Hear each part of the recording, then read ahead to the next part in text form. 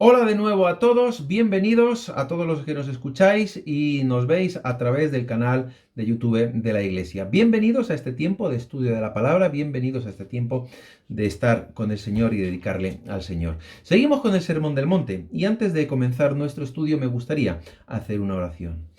Señor y Padre, queremos darte gracias por tu bendición, gracias por tu amor, gracias por tu bondad y tu misericordia y queremos honrarte y darte a ti la gloria, porque tú eres Dios, tú eres el Creador y tú eres Dios de dioses y Rey de reyes. Gracias, Señor, te damos por tus bendiciones, por tu amor y sobre todo porque tu amor es lo que hace posible que estemos aquí hoy, que estemos aquí aprendiendo de tu palabra, que estemos aquí aprendiendo de ti. Tu amor hace posible porque a través de la muerte y resurrección de tu Hijo tenemos acceso a ti, tenemos comunión contigo y estamos justificados delante de ti, estamos aceptos delante de ti. El que llevó todos nuestros delitos y todas nuestras faltas, el que cargó con todos nuestros pecados, el que murió en la cruz y derramó hasta la última gota de sangre para el perdón de todos nuestros pecados, el que resucitó y es el que está sentado a tu diestra y es el que nos justifica delante de ti, porque nosotros nada podíamos hacer para tener esa paz contigo. Así que por medio de él y a través de él tenemos paz para contigo y podemos estar delante de ti, podemos pertenecer a tu familia y estar en tu reino. Gracias, Señor, por ello. Y ahora, Señor, queremos pedir tu bendición en este tiempo, queremos pedir tu dirección en este tiempo, sobre todo, Señor, que nos abras nuestro corazón, que abras nuestra mente para recibir tu palabra, para aprender de tu palabra, para aprender de ti, para saber lo que tú quieres decirnos hoy a cada uno. Gracias, Padre, en el nombre de tu Hijo Jesús. Amén. Bien, pues como decía, estamos al final del Sermón del Monte, estamos en los últimos dos versículos de este Sermón del Monte. Jesús ha terminado de hablar, Jesús ha terminado de enseñar y estamos en los dos últimos versículos. Estamos en Mateo capítulo 7 y versículos 28 y 29. Así que, por favor, acompañadme en esta lectura. Mateo capítulo 7, versículos 28 y 29. Dice así. Y cuando terminó Jesús estas palabras, la gente se admiraba de su doctrina porque les enseñaba como quien tiene autoridad y no como los escribas. Decía que estamos al final del Sermón del Monte y hemos visto ya, bueno, pues nos dice aquí estos dos versículos que Jesús ya terminó de hablar. Y cuando Jesús terminó pues, de hablar, cuando terminó este sermón, muchos de los que estaban allí pues quedaron admirados, ¿no? Nos dice que la gente estaba admirada de su doctrina. Muchos quedaron atónitos con esas palabras de Jesús. Y seguramente, y lo podemos ver más adelante y podemos ver en los evangelios, que a otros muchos les generó mucha tensión, les generó un rechazo absoluto. Pero igual que generó admiración, igual que generó rechazo y tensión, también lo genera hoy en día todavía. ¿Por qué? Porque Jesús en este Sermón del Monte lo que hace es declarar verdades absolutas, declarar certezas ciertas, valga la redundancia, pero certezas absolutas, y declarar verdades absolutas que ningún otro hizo hasta ese momento y que ningún otro haría por el resto de la historia de la humanidad.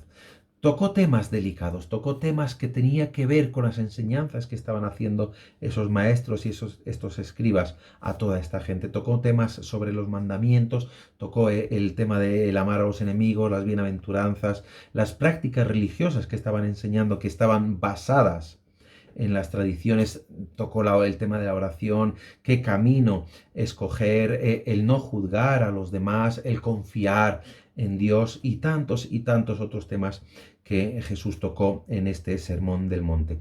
Y lo que ocurre cuando Jesús pues toca estos temas que ellos estaban enseñando y que Jesús viene a trastocar, viene no viene a destruir, sino que viene a rebatir y viene a dar esa enseñanza profunda. Lo que ocurre es que pone cara a cara las enseñanzas de los maestros con sus propias enseñanzas. Y cuando uno pone cara a cara a dos personas, lo que ocurre es que en esas discusiones en esas pues, disertaciones salen a relucir muchas cosas. Y aquí lo que hizo Jesús es sacar a la luz varias cosas de estos maestros. Una de ellas, pues esa hipocresía que tenía, ¿no? Esa hipocresía en cuanto a lo referente a muchos de esos mandamientos. Esa falta también de moral, esa falta de ética y al fin y al cabo ese fracaso espiritual y lo inacertado, lo incorrecto, lo inadecuado de lo que ellos estaban enseñando, de las enseñanzas de estos escribas.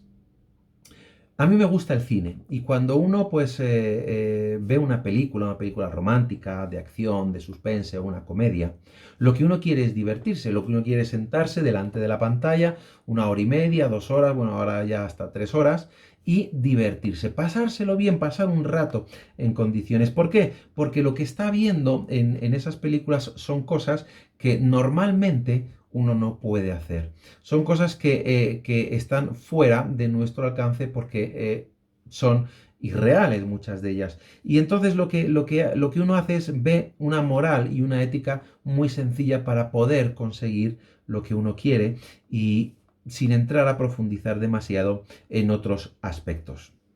Algo que nos haga sentir bien, algo que no remueva nuestra conciencia. Y así actuaban estos maestros, muchos de estos maestros de la época de Jesús, ¿no? Enseñaban y decían aquello que todos querían oír o querían hacer. Y así estaban seguros de tener todo bajo control y de que nadie pudiera pues rebatirles, nadie pudiera confrontarles con la verdad de Dios. Y muchos trataron y tratan que el Sermón del Monte sea algo parecido a esto. Un profesor hindú dijo a Stanley Jones, un misionero norteamericano, al Jesús del dogma no lo comprendo, pero al Jesús del Sermón del Monte y de la cruz lo amo y me siento atraído por él. Un maestro sufí, un maestro musulmán, dijo que cuando leyó el Sermón del Monte no pudo contener las lágrimas. No estoy diciendo que el Sermón del Monte nos tenga que servir para divertirnos o para entretenernos o para buscar una utopía hecha a nuestra medida. No, no estoy diciendo nada de eso, todo lo contrario.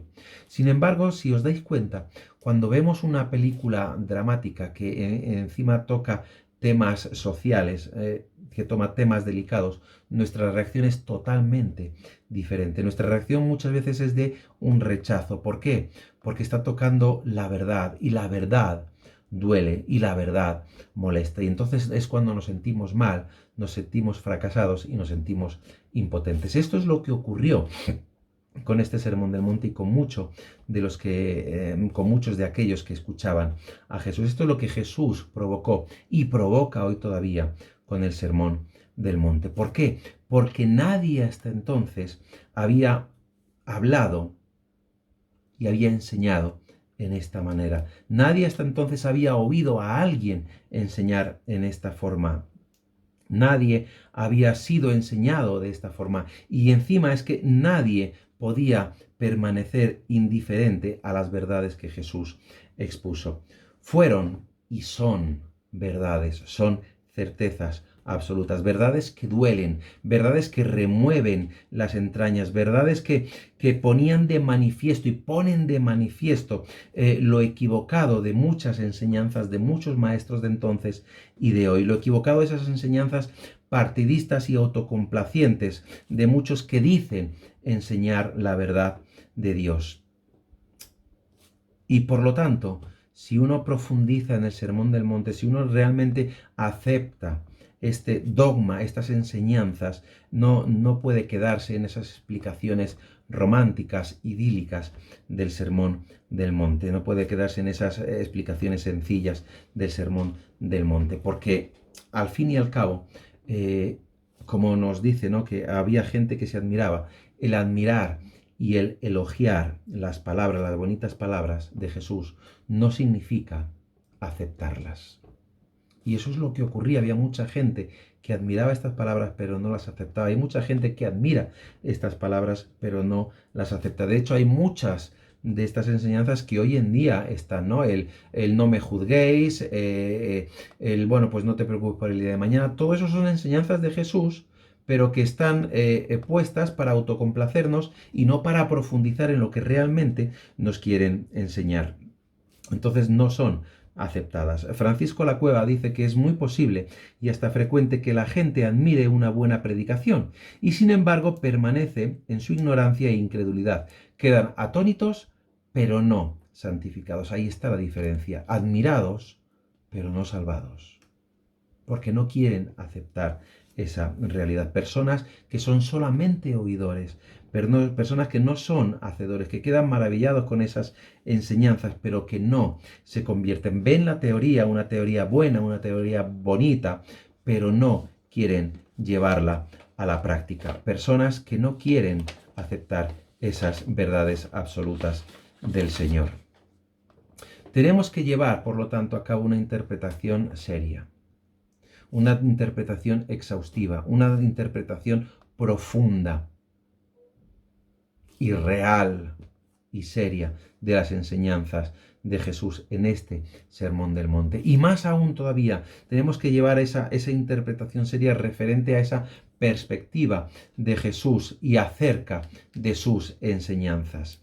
Entonces, si nosotros somos capaces de hacer esto, si somos capaces de llevar esa interpretación seria, de profundizar en esta doctrina del Sermón del Monte, nos daremos cuenta de esa comparación entre las enseñanzas de los maestros de entonces y de hoy y las enseñanzas de Jesús, de esas verdades absolutas de Jesús. Y será imposible, como muchos pretenden, dividir a Jesús, poner un Jesús del Sermón del Monte y un Jesús del resto del Nuevo Testamento. No, Jesús es el mismo. Las enseñanzas del Sermón del Monte no es una enseñanza en un momento dado y por un momento específico, no. Son enseñanzas que tienen que ver con todo el resto del ministerio de Jesús, porque van a iniciar ese ministerio de Jesús y esas enseñanzas que está dando son las mismas que va a ir enseñando durante todos los años de su ministerio hasta llegar a la cruz, hasta llegar a la muerte en esa cruz y a llegar a su resurrección. Jesús admiraba, Jesús impactaba, Jesús dejaba atónito a todo aquel que le escuchaba. ¿Por qué? Porque enseñaba con poder y con autoridad. Leemos en el último versículo, porque les enseñaba como quien tiene autoridad y no como los escribas. Entonces ahora surge una pregunta. ¿Quién es este Jesús? Es más, muchos se preguntaron, ¿quién es este? Fijaros que en Mateo capítulo 8 y versículo 27 dice, y los hombres se maravillaron diciendo, ¿qué hombre es este que aun los vientos y el mar le obedecen? ¿Quién es este Jesús? ¿Quién es este que hasta los vientos y el mar le obedecen? Eso fue lo que impresionó, esa autoridad con la que Jesús hablaba. Jesús en ningún momento dudó de la verdad que estaba enseñando. Jesús en ningún momento titubeó, en ningún momento se quedó ahí como, bueno, esto es así, pero podemos... No, Jesús dijo certezas, dijo verdades absolutas, habló con autoridad, a diferencia de las enseñanzas que tenían estos maestros y estos escribas, que basaban todo aquello que enseñaban en las tradiciones que habían aprendido de los antiguos, de los que antes habían pasado y habían enseñado también a aquellos. Pero enseñaban, como decía, basando en las tradiciones y enseñando una ley sin una aplicación espiritual. Jesús vino a enseñar la ley con aplicación espiritual, aplicación a nuestra vida y una aplicación para la eternidad. Entonces tenemos que analizar esa autoridad de Jesús. ¿Por qué Jesús hablaba con esa autoridad? ¿Sobre qué estaba fundada y en qué estaba basada esa autoridad de Jesús? ¿Qué decía y qué entendía incluso Jesús de sí mismo? Y para poder empezar por ahí, lo que tenemos que tener claro y lo que tenemos que saber y tener bien presente es que Jesús es Dios mismo. Y como Dios que es, tiene atributos de deidad, tiene atributos de Dios. No, no podemos decir, bueno, sí, es Dios, pero no tiene... No, si Jesús es Dios, tiene atributos de Dios. Y vemos en la palabra de Dios que hay muchos, infinidad de pasajes donde nos hablan precisamente de esa deidad de Jesús, donde afirman esa deidad de Jesús, donde incluso muchas acciones tienen que ver con esa deidad de Jesús y esos atributos de Jesús. ¿Qué tenía Jesús de especial? ¿Qué había de especial en él? Pues vamos a repasar algunos de esos atributos para ver con esa autoridad con la que hablaba Jesús. Y uno de ellos que podemos repasar es esa omnipotencia. Jesús era todopoderoso. Lo demuestra en varios pasajes. Mira, acabo de leer uno que dice, y los hombres se maravillaron diciendo, ¿qué hombre es este que aun los vientos y el mar le obedecen? Y eso tiene que ver, ¿por qué? ¿Por qué dicen esto? Porque es cuando Jesús calma esa tormenta, cuando calma esa tempestad, ¿no? Allí en Mateo capítulo 8 y versículo 26 dice, y él les dijo, ¿por qué teméis, hombres de poca fe? Entonces levantándose reprendió a los vientos y el mar y se hizo grande bonanza. Pero no solamente está este pasaje, sino también tenemos cuando Jesús multiplica los panes y los peces. Con esos 5 panes y esos 2 peces da de comer a ¿cuántas? A 5.000 hombres, sin contar mujeres y niños. Y de esos peces y esos panes sobraron 12 canastos. ¿Y las bodas de Caná? Donde Jesús convierte el agua en vino, ahí está demostrando su poder. Claro, hay algunos que dicen que esto no demuestra esa deidad de Jesús, que lo único que demuestra es el poder del Espíritu Santo obrando a través o por medio de Jesús, al igual que lo podría hacer o que lo haría por medio de cualquiera. Y por lo tanto, esto no demuestra esa deidad. Pero la verdad es que aquí no demuestra o no se apunta a demostrar ese poder del Espíritu Santo, sino a demostrar a Jesús mismo. Juan capítulo 2 y versículo 11 son las bodas de Caná. Pues en el versículo 11 dice Juan que este principio de señales, fijaros, este principio de milagros, este principio de señales hizo Jesús en Caná de Galilea y manifestó su gloria, su deidad, su omnipotencia, su gloria, y sus discípulos y sus discípulos creyeron en él. Cuando Jesús transforma el agua en vino, lo que hace es manifestar su gloria, la gloria de Jesús, actuando con ese poder divino, actuando con esa omnipotencia divino. Y cuando Jesús calma la tempestad, los hombres que estaban allí, los discípulos, no dijeron que gracias al Espíritu Santo que había obrado por medio de Jesús, no, sino que reconocieron la autoridad de Jesús, la autoridad de Dios mismo, que es quien somete todo bajo su voluntad y bajo su poder. Salmo 65, versículo 7. El que sosiega el estruendo de los mares, el estruendo de sus ondas y el alboroto de las naciones. Salmo 89, 9. Tú tienes dominio sobre la braveza del mar. Cuando se levantan sus ondas, tú las sosiegas, todo bajo la autoridad, bajo la omnipotencia divina. Esa autoridad divina es la que Jesús usó en el Sermón del Monte para declarar la verdad de Dios, la verdad absoluta y única de Dios. Esa autoridad que no viene del que enseña, que no viene del que enseña, sino que viene de la enseñanza establecida, fundamentada, basada en la palabra de Dios. Y Cristo es el Verbo encarnado. En el principio era el Verbo y el Verbo era con Dios. Juan capítulo 1 y versículo 1. En el principio era el Verbo y el Verbo era con Dios. Ese Verbo encarnado es Cristo. Esa palabra hecha carne, la roca firme, inamovible de la verdad absoluta de Dios. De ahí esa autoridad divina. De ahí que Jesús sea Dios y tenga esa autoridad y hable con esa autoridad. Ahora, no solamente está la omnipotencia como un atributo de Dios y como un atributo de Jesús, sino que también está la omnisciencia, el saberlo todo. Ese es otro atributo de esa deidad de Jesús. Demuestra también esa autoridad. ¿Por qué? Porque conoce los pensamientos de los hombres. Mateo capítulo 9 y versículo del 3 al 8 está cuando sana al paralítico. Dice, entonces algunos de los escribas decían dentro de sí, este blasfema. Y conociendo Jesús los pensamientos de ellos, dijo, ¿por qué pensáis mal en vuestros corazones? Fijaros, la omnisciencia de Jesús. Juan capítulo 1 y versículo 48 también nos dice lo siguiente. Le dijo Natanael, ¿de dónde me conoces? Respondió Jesús y le dijo, antes que Felipe te llamara, cuando estabas debajo de la higuera, te vi. Incluso sabe desde el principio quiénes creen en él. En el mismo Evangelio de Juan, capítulo 6 y versículo 46, nos enseña también precisamente esto. No que alguno versículo 6, capítulo 6, versículo 64.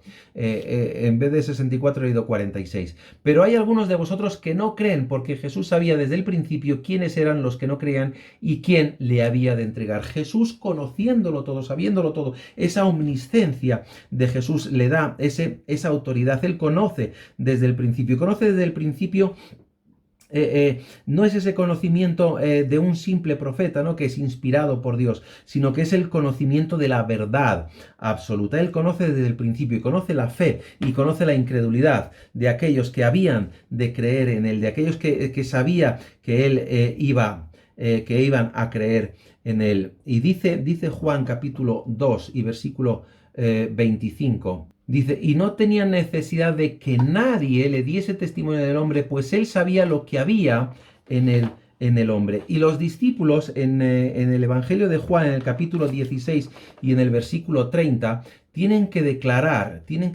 sin duda alguna y sin titubear ninguno, decir, ahora entendemos que sabes todas las cosas y que no necesitas que nadie te pregunte. Por esto creemos que has salido de Dios. Y cuando Jesús resucita y cuando se presenta allí en la playa, cuando están allí pescando y después de desayunar que toma a Pedro aparte y le dice, Pedro, ¿me amas? Pedro no tiene otra cosa que decir, él ya lo sabía porque él había declarado, había hecho otras declaraciones tremendas sobre Jesús, tremendas sobre la deidad de Jesús y tiene que decir, Señor, tú lo sabes todo, tú sabes que te amo, tú lo sabes todo, por lo tanto es que no hay nadie que pueda esconderse de ti, no hay nadie que pueda decir, no, él no lo sabe, no, sino que Jesús lo sabe todo y con esa autoridad es con la que enseña Jesús, con esa autoridad con la que Jesús tiene el derecho de enseñar la verdad y una verdad absoluta, porque Él es el autor de la ley, es el autor de la vida, es el que da la vida, es el que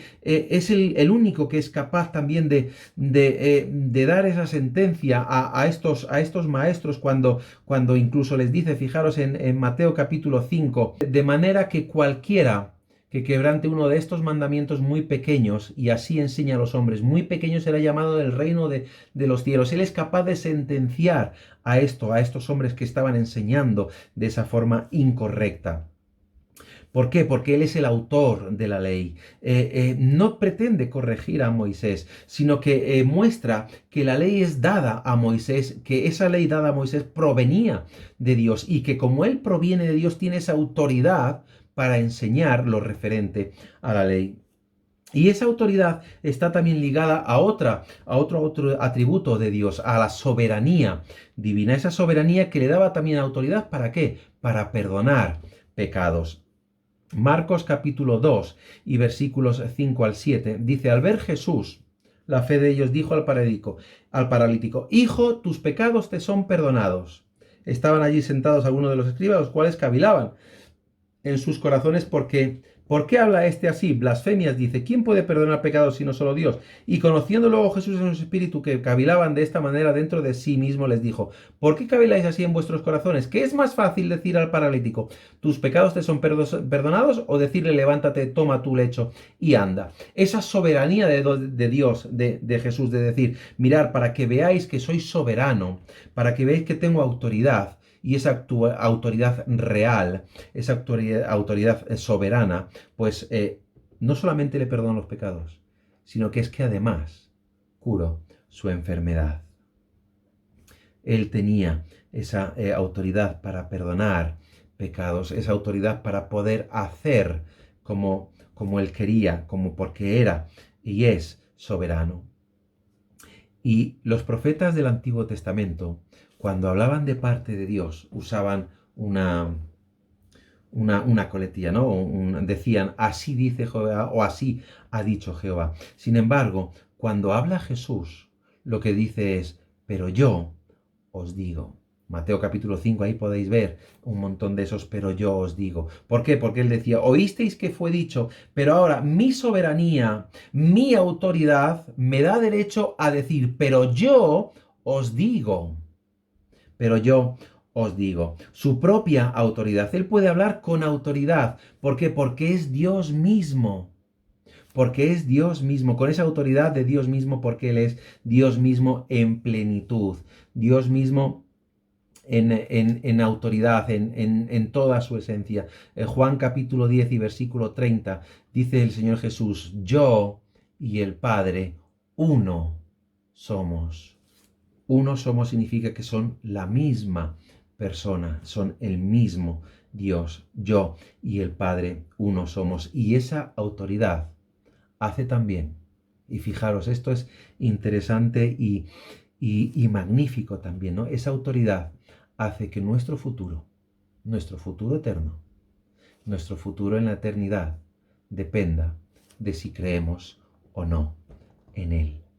Esa autoridad divina, esa autoridad absoluta de poder proclamar esas verdades absolutas, le confiere la autoridad, la soberanía sobre nuestro futuro, de que nuestro futuro dependa de si creemos en Él o no. Juan capítulo 3 y versículo 36 dice el Señor Jesús, el que cree en el Hijo tiene vida eterna, pero el que rehúsa creer en el Hijo no verá la vida, sino que la ira de Dios está sobre él. Con esta autoridad es con la que Jesús pronuncia este sermón del monte. Aquello que dicen, pero les enseñaba como quien tiene autoridad. Es con esta autoridad. Aquellos que lo escucharon, pues lo compararon con muchos maestros. Hoy en día se sigue comparando a Jesús con muchos maestros, sus enseñanzas se siguen comparando con otras enseñanzas, pero es que no hay razón de ser porque sus enseñanzas son verdades absolutas, pero es que en ningún otro, mejor dicho, ningún otro puede hablar con la autoridad con la que habló Jesús. Ningún otro puede decir, ni puede, ni pudo decir, yo soy el camino, yo soy la verdad, yo soy la vida. Juan capítulo 14, versículo 6. Jesús le dijo, yo soy el camino y la verdad y la vida. Nadie viene al Padre sino por mí. Esa autoridad divina que tiene Jesús para poder decir esto. No hay comparación ninguna. Nadie ha podido decir, muchos han podido decir, este es el camino, esta es la verdad, esta es la vida, por aquí podéis ir. No, Jesús dijo, no, perdón, no es que por aquí, es que yo soy el camino, no es que esta verdad sea, no, es que yo soy la verdad, no es que... no es que esta pueda ser, no, es que yo soy la vida. Por lo tanto, si no creéis en mí, no habrá vida ninguna. No hay vida ninguna en otro fuera de mí. Enseñaba como quien tiene autoridad, nos dice el versículo 29.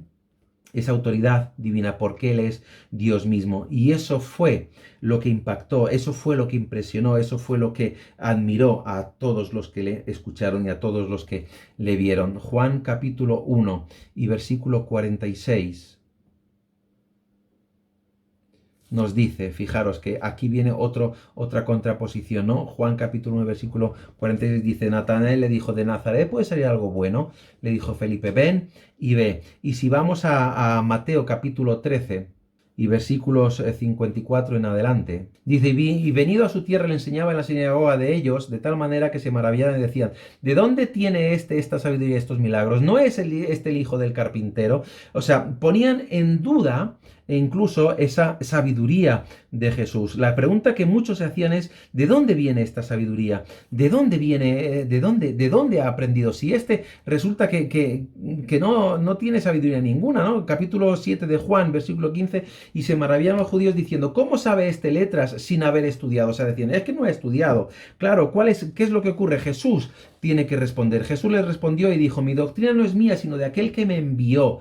Entonces resulta que el que te envía es Dios mismo, tú eres Dios mismo, por lo tanto tu sabiduría es la sabiduría de Dios. ¿Cuál era el pensamiento de esta gente? Que Jesús no había recibido educación. Sin embargo, no sabían o no querían saber simplemente la verdad, que Él era la sabiduría, que Él era la verdad y que ya desde pequeño podemos encontrarlo en Lucas capítulo 2 y versículos 49 y anteriores, ¿no?